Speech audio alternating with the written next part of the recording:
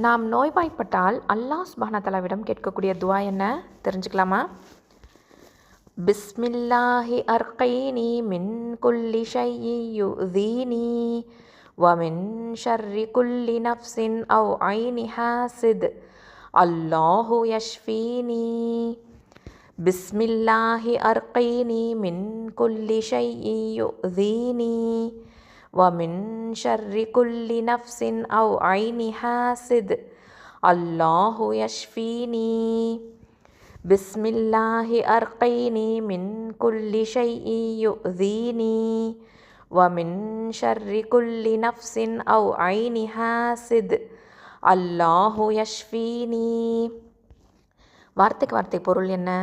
பிஸ்மி பெயரை கொண்டு, அல்லாஹ் அல்லாஹ்வின், அர்கைனி எனக்கு ருக்கையா செய்கிறேன், மின் இருந்தும், குல்லி எல்லா, ஷையின் பொருட்களில், யுதீனி எனக்கு தீங்கு தரும், வமின் ஷர்ரி தீயவற்றிலிருந்தும், குல்லி எல்லா, நஃப்ஸின் ஆன்மாக்களிலிருந்தும், அவ் ஐனி கண்களிலிருந்தும், ஹாசிதின் பொறாமைப்படுபவனின், அல்லாஹ் அல்லாஹ், யஷ்ஃபீனி எனக்கு சுகம் அளிப்பானாக.